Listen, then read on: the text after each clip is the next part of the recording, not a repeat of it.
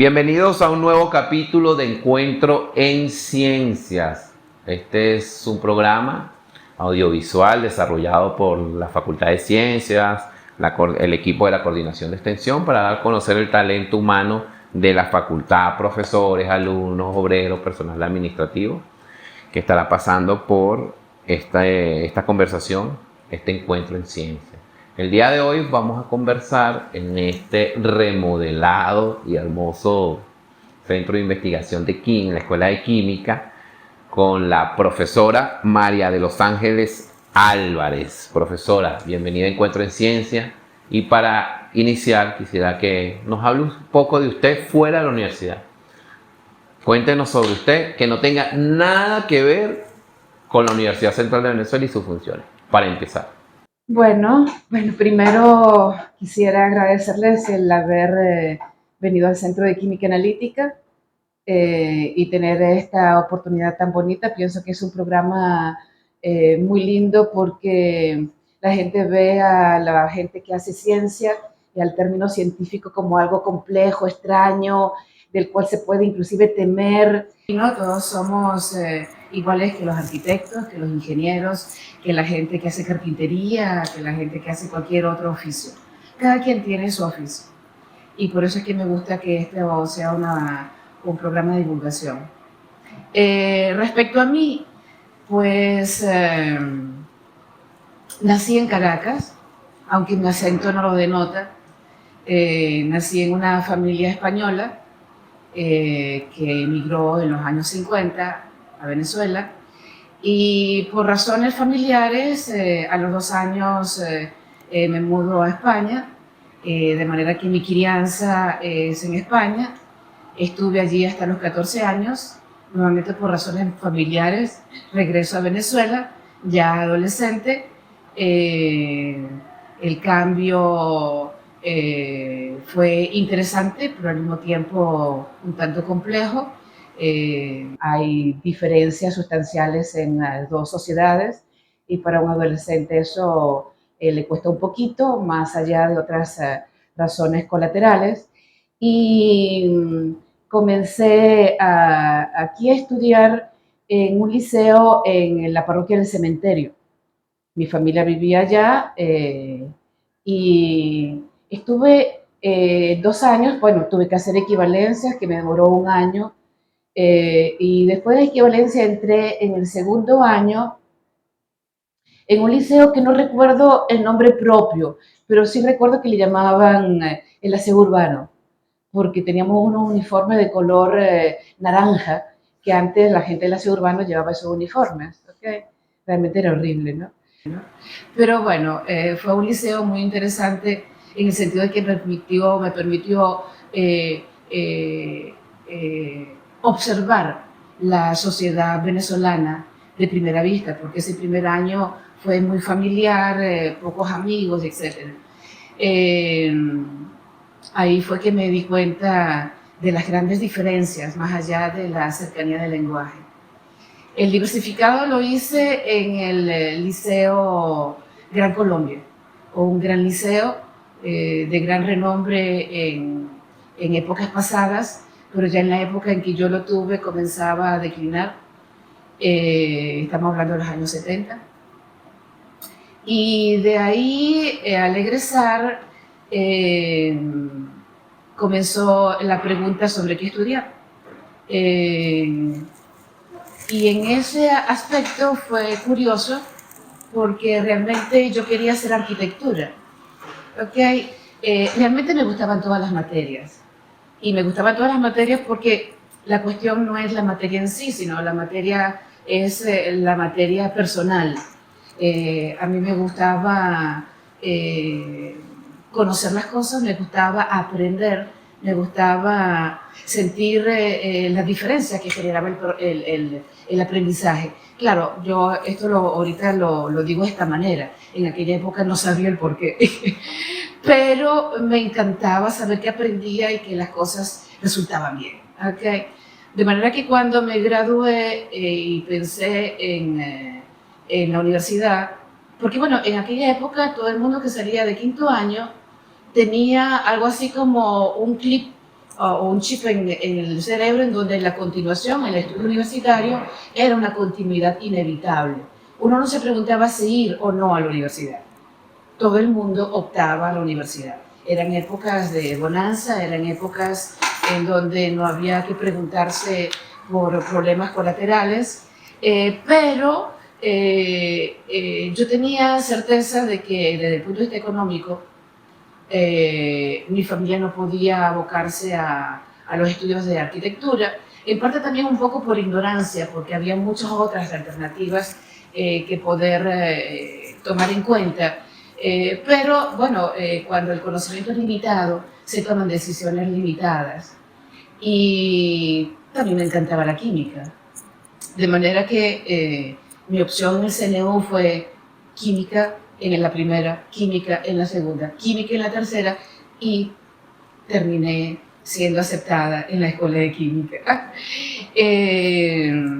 Una vez que entré, hubo un cambio radical en mi vida porque tal como yo preveía, tuve que independizarme y comencé a trabajar. De manera que hice toda mi carrera estudiando y trabajando de manera simultáneamente. Ajá, profesora, allí. Vamos a parar un momento. Usted inicia, entra a la universidad, se encuentra con una realidad muy distinta al bachillerato. ¿Cómo fue ese proceso? ¿Qué fue lo que primero le impactó de entrar a la universidad, de la diversidad cultural que encontró en la universidad? Y siendo los primeros días de un estudiante de 17, 16, 18 años dentro de la facultad de Bueno, ciencias. fíjate que fue como una primavera, ¿ok? Comenzaron a florecer muchísimas cosas, porque de manera inmediata el contacto con personas tan diferentes, con actitudes tan diferentes, con costumbres y comportamientos tan diferentes. Yo que venía de una forma de vida bastante cerrada, eso fue una cosa maravillosa. Obviamente también coincide con una edad en la cual tú quieres observar y probar todo, ¿ok? Ciertamente el hecho de trabajar limitaba mi esfera social y además también el aspecto económico, porque cuando trabajaba no tenía tiempo y cuando tenía tiempo no tenía dinero. Eso también eran límites del sistema que eran interesantes, pero definitivamente fue grandioso ese primer encuentro con la universidad. También fue un encuentro al mismo tiempo con estrés, porque, bueno, había que estudiar de manera sistemática todas las materias. A mí siempre me gustó terminar de hacer mi trabajo y bien, pero al mismo tiempo trabajaba. De manera que, bueno, poco a poco me fui adaptando. Y la adaptación no terminó de ser satisfactoria. Y no terminó de ser satisfactoria porque, bueno, creo que era mucha responsabilidad para una persona de esa edad. Y terminé aproximadamente como en el tercer, cuarto semestre enferma. 24 días hospitalizada. Porque en ese momento tenía un dilema interno que era si realmente yo quería ser químico. Y mi interno me decía que yo quería ser arquitecto. ¿Okay? Y no supe en ese momento lidiar y tomar decisión, porque obviamente el aspecto económico me la limitaba. En ese momento yo ya tenía una beca, ¿ok? Si cambiaba de carrera ya no tenía beca. Y entre la beca y mi trabajo era lo que me permitía sostenerme, ¿no? Así que tuve que persistir en el intento de ser químico. Durante toda esa etapa de mi licenciatura tuve contacto limitado social porque estaba muy ocupada. Ese contacto también fue limitado en el área académica porque compartía poco con mis compañeros, porque compartía poco con los profesores, de manera que lamentablemente en ese tiempo de la licenciatura no tuve la oportunidad de experimentar el mundo apoteósico que representa una universidad como la Universidad Central de Venezuela.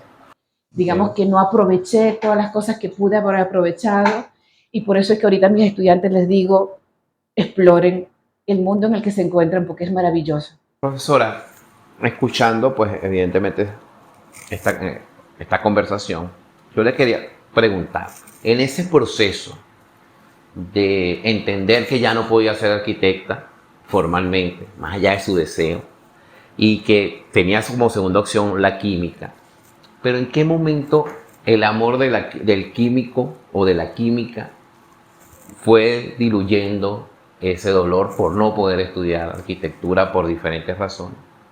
Y se puede decir, bueno, me enamoré de la química en este instante. ¿Eso ocurrió? ¿Llegó a ocurrir o no?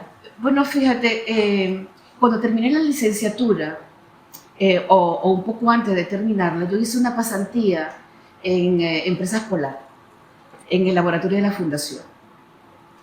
Y eso fue la época en que hubo un paro universitario por los acontecimientos del profesor Chirinos, en donde la universidad estuvo como 2 o 3 meses cerrada. De manera que mi pasantía en Empresas Polar se prolongó y en vez de ser 1 mes fueron como 2 y pico. Okay. Mi conclusión de esa pasantía fue que si tenía que trabajar en la empresa, yo tenía que cambiar de profesión. Esa fue mi conclusión. Y no tenía que ver con la química, tenía que ver con el destino de la química y en dónde la ejecutamos. No sé si en parte fue miedo o en parte fue simplemente la verdadera intuición de cuál es la naturaleza personal. De manera que opté por el posgrado como una suerte, como diría uno, de buffer en términos químicos, para ver qué tomaba decisión en ese momento.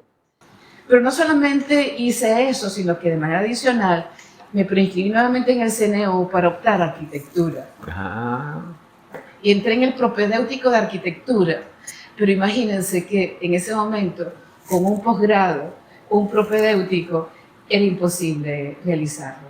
Y ahí fue que aterricé sobre el hecho, pero de manera consciente, de que bueno, hay que hacer lo que a uno le corresponde, que hay que hacerlo bien, que si bien la arquitectura me gustaba, no dejaba de ser una idea potencial e ilusoria, porque no estaba afincada en hechos reales.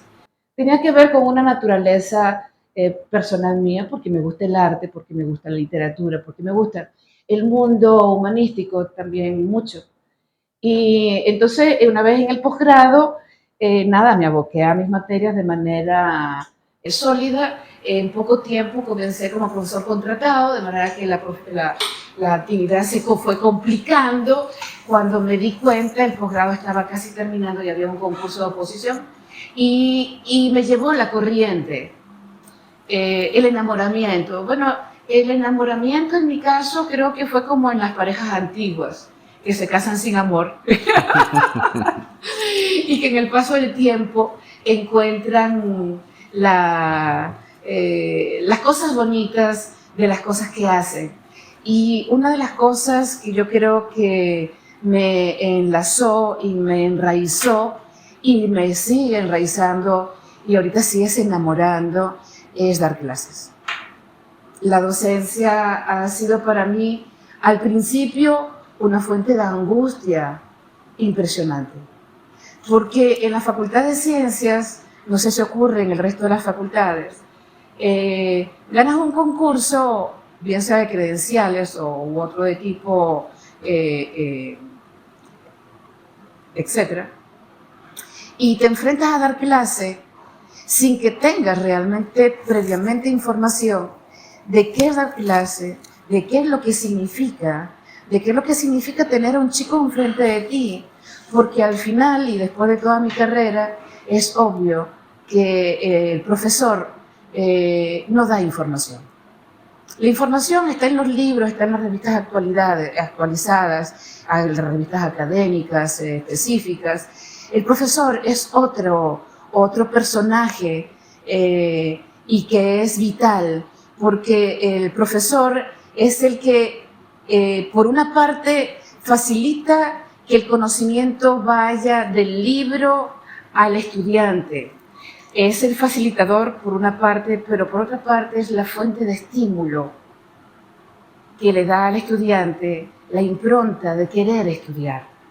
Y yo lo observé, tuve profesores de todo tipo y tuve profesores que en términos académicos eran grandiosos y a la hora de dar clases era una depresión. ¿Okay? No transmitían el enamoramiento. ¿Okay? El profesor es como un actor de teatro. Su clase es un performance. El performance tiene que llevar al foco, decirle al estudiante, esto es una maravilla.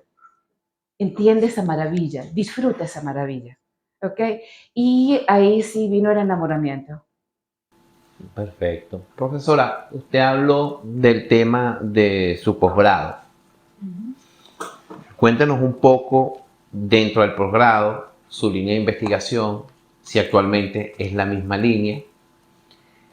Y un poco también quisiera que nos ampliara cómo es dar clases, o sea, cómo siente usted dar clases, cómo es el alumno actualmente que asiste a pregrado, posgrado, entendiendo que la química, bueno, es una ciencia y la juventud actualmente casi que hay que, bueno, no sé, no solamente estudiar ciencias, sino que es saber cómo enamorar a los jóvenes, sobre todo, a estudiar ciencias, sea química, física, matemática.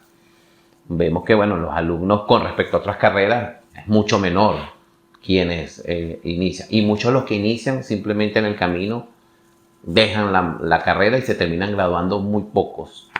¿Cómo revertir eso? Bueno, comenzamos con lo primero. Fíjate, yo decidí hacer tesis en el área de química analítica básicamente por descarte. ¿Okay? Desde el punto de vista de las materias, a mí me gustaba la fisicoquímica. Disfruté muchísimo, por ejemplo, Fisicoquímica 2, que es análisis estadístico, con el profesor Orlando Abrams, que me fascinó la forma en cómo transmitía la materia. Me fascinaba la química inorgánica, que sigo pensando que es el corazón de la química. Y sin embargo caí en química analítica porque cuando recorrí los otros laboratorios sentí que yo no era afín a ese laboratorio. Y la decisión fue acertada, porque es que cada quien tiene su naturaleza. Y la naturaleza no es que, la naturaleza es la que te lleva a las cosas, es la que te genera la afinidad, es la que muestra la afinidad, y al final cuando las dos cosas coexisten es que puedes persistir. En el posgrado entré en química analítica, entré en el centro de química analítica. En un momento dado comencé a hacer la tesis doctoral en microscopía electrónica, que no deja de ser química analítica porque es una herramienta analítica.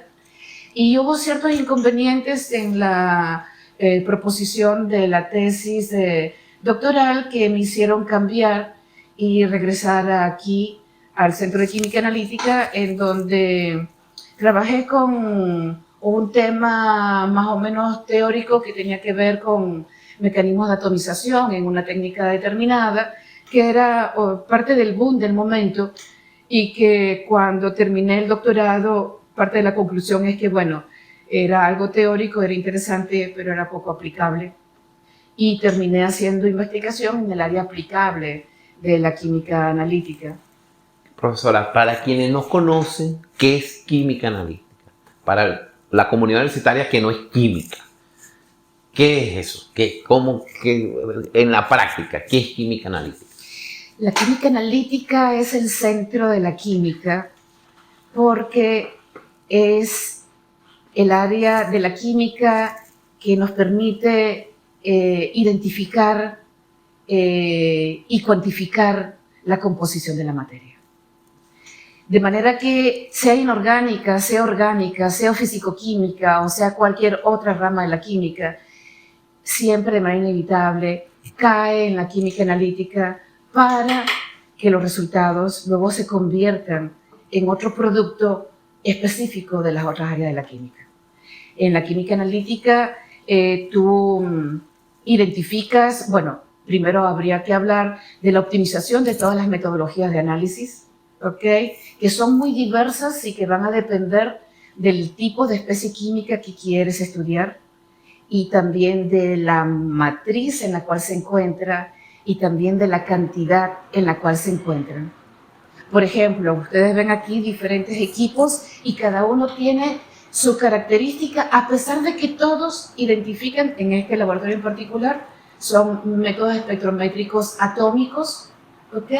Y sin embargo se diferencian de manera notable en el tipo de elemento. Por ejemplo, el equipo que tenemos ahí es un espectrómetro de fluorescencia atómica para determinar mercurio, pero para poder determinarlo hasta niveles de PPT, que son partes por trillón, 10 a la menos 9.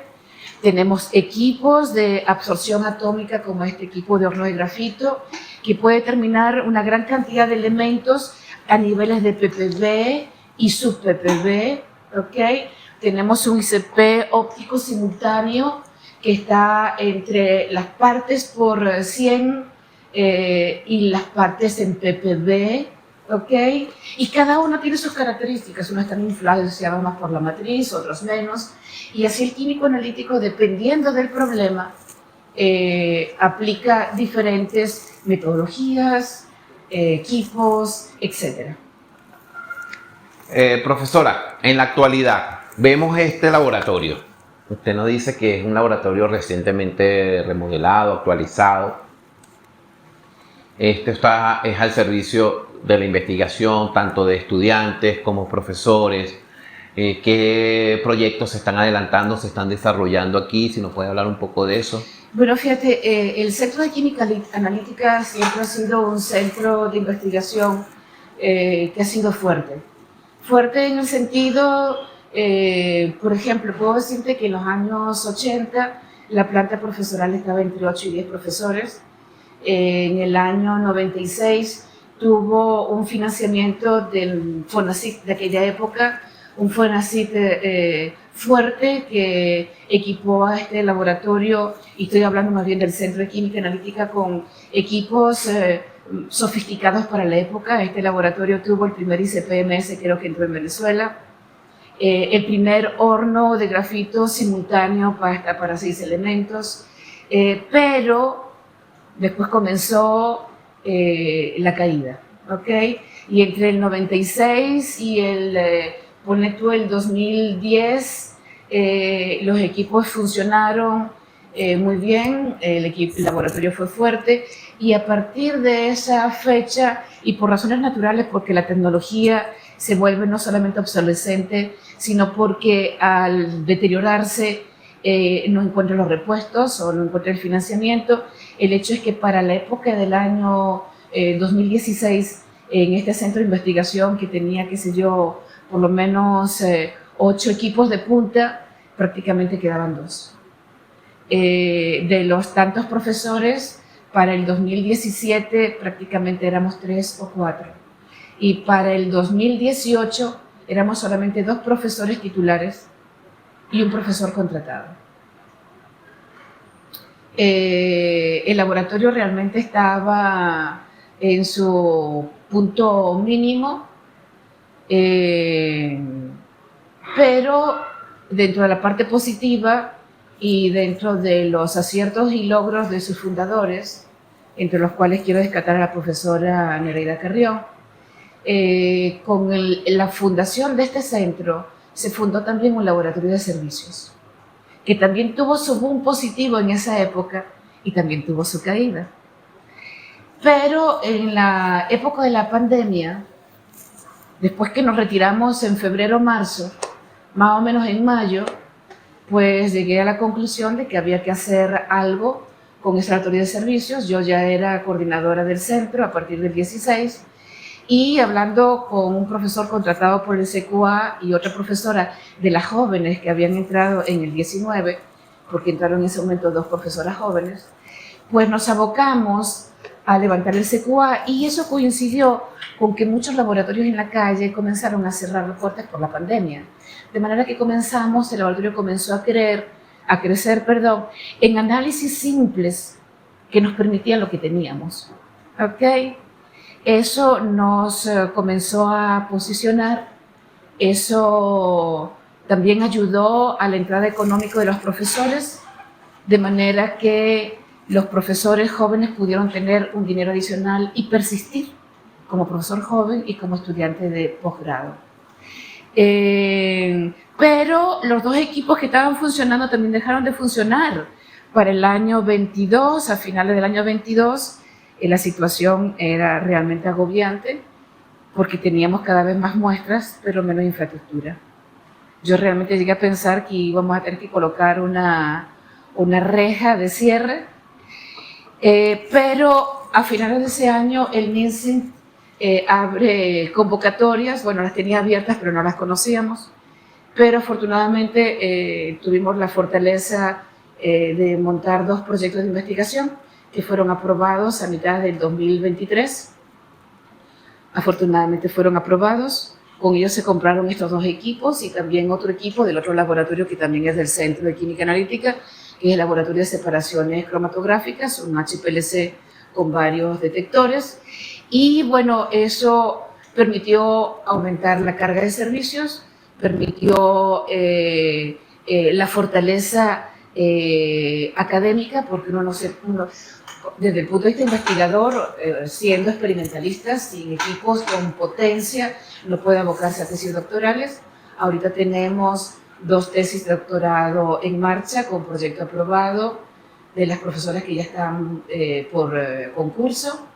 Tenemos una tesis de pregrado también con uno de estos equipos. Tenemos otra tesista que se está graduando en el otro laboratorio. Tenemos 2 tesistas doctorales próximos a montar su proyecto. De manera que estamos comenzando a ver el crecimiento. Estamos todos muy contentos, muy animados, con mucho trabajo. Y bueno, sintiéndonos afortunados de que el timing histórico haya sido positivo para nosotros. O sea que podemos decir que ha renacido el laboratorio de química analítica. Digamos que siempre estuvo vivo, está floreciendo nuevamente. Perfecto.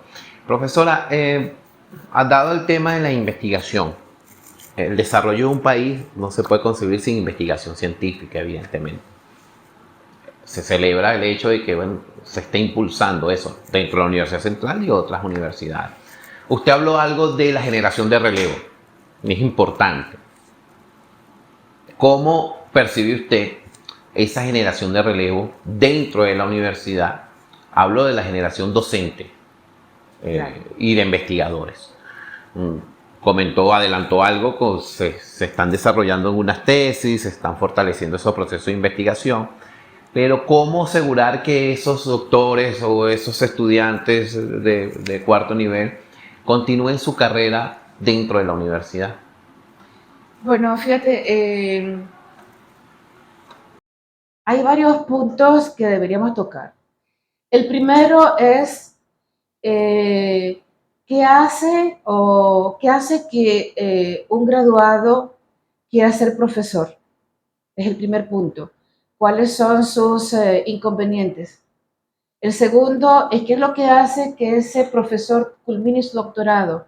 Sin doctorado no hay futuro como investigador, y menos en una facultad de ciencias. Tercero, cómo la investigación que se realiza tenga presencia y tenga impacto en la sociedad. Que esa línea sea un continuo y obtener los frutos al final, tiene que haber políticas de investigación. La política de investigación parte primero no solamente con lo que tú quieres estudiar, sino el cómo lo haces y con qué herramientas. En el caso, por ejemplo, nuestro, y en todas las áreas de investigación, obviamente, primero es tener el investigador. El investigador es un producto que se hace lentamente. Un estudiante de doctorado, en general, no es un investigador, por lo menos en el área química.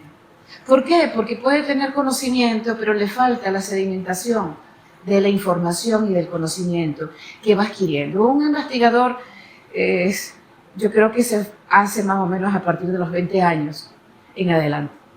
¿Okay? Pero para que llegue a esos 20 años, tiene que haber tenido equipos, tiene que haber tenido salario, tiene que haber institución que lo cobije, que lo proteja, que lo apoye. ¿Ok?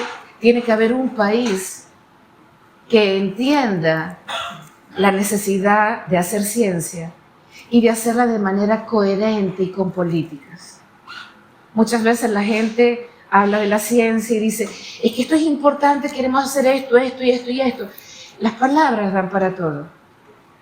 Es importante aterrizar, es importante generar una política y al igual que hay que hacerla a nivel nacional, hay que hacerla también a nivel institucional. Para mí eso es vital. Yo creo que en este momento, por ejemplo, tenemos equipos, maravilloso, grandioso. Sin ellos no podemos ni hacer doctores ni hacer ciencia. Pero si nuestros estudiantes no tienen becas, si nuestros profesores no tienen salario, la persistencia de ellos en sus estudios doctorales es incierta. Okay. La otra cosa, tú dices, bueno, tenemos un autoridad de servicios, apoya el financiamiento, eso es cierto, pero ¿cómo una persona que ya está en los 25 años, que puede tener familia, puede abocarse de manera simultánea a la responsabilidad familiar, terminar el doctorado, dar clases en pregrado, hacer servicios al mismo tiempo? Eso significa de manera inevitable una demora. Claro. Ahora, tú me hablas de cómo son nuestros estudiantes o nuestros nuevos profesores, ¿ok? El ser humano siempre ha sido igual, ¿ok? En todo caso, son las condiciones del sistema los que lo modifican, o por lo menos es mi percepción. Yo veo en nuestros profesores jóvenes, que en este momento tenemos 4, unas personas grandiosas, unas personas que dan vida al laboratorio, que trabajan de manera incansable, que tienen objetivos individuales que llevar a cabo, que luchan por todos los medios por alcanzarlos. Y el estudiante de pregrado, que era parte de la pregunta que hiciste antes y que no te he respondido, yo creo que los veo igual, ¿ok? Con diferencias, obviamente. Por ejemplo, en la época en que yo estudié, yo era anómala, porque estudiaba y trabajaba al mismo tiempo. En aquella época todos los estudiantes se abocaban solamente a estudiar, y de hecho muchos hasta tenían carro. En esta época es todo lo opuesto, todos los estudiantes trabajan. Es raro que no trabajen. A mí me parece eso positivo, siempre y cuando no conduzca a que eso disminuya su eficiencia, porque de manera inevitable la disminución de la dedicación conduce a la disminución de su eficiencia. Y para eso es necesario que haya becas, aun cuando esa beca tenga que el estudiante restituirla a posteriori, como ocurre en muchos países. ¿Ok? Claro. Pero pienso que nuestros estudiantes siguen siendo curiosos, dedicados,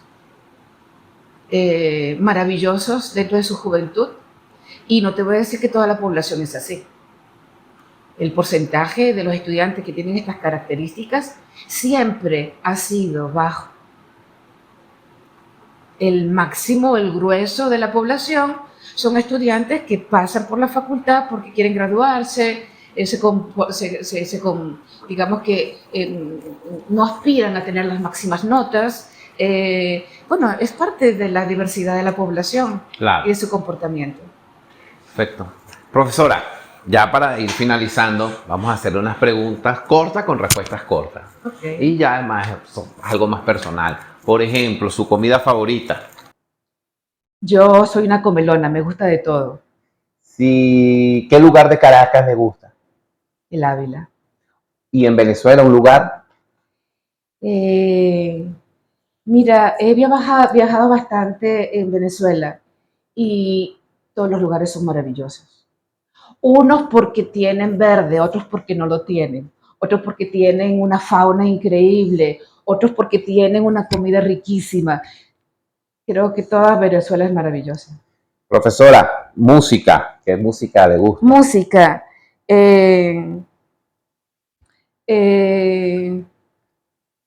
puedo decir que me gusta mucho la música, pero tengo una memoria un poco rara, ¿no? Entonces, recuerdo las melodías, pero no recuerdo ni los cantantes ni las letras. Recuerda Pero, tararearlas. puedo Tararearlas. tararearla. Me gusta mucho la música académica, es mi favorita para estudiar, para trabajar. Profesora, Eh, en cuanto, bueno, sabemos que le gusta bailar. Me encanta, me fascina. Bueno, ¿qué música le gusta bailar más? ¿O cualquier? Salsa. Salsa. Pero me gustan otras cosas, me gusta un danzón, por ejemplo, Diferente. Variedad. variedad. Va a ser un libro que no sea de química. Un libro, Un libro que le uno guste. de los últimos que he leído, Sí. Maniac, de Benjamin Labatut. Profesora, ¿película o serie que le guste? Películas, ay, Dios mío. Eh, ¿O género de películas? eh,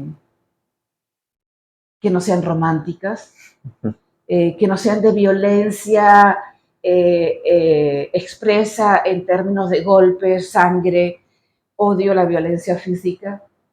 Prefiero aquellas que sean tal vez de corte psicológico.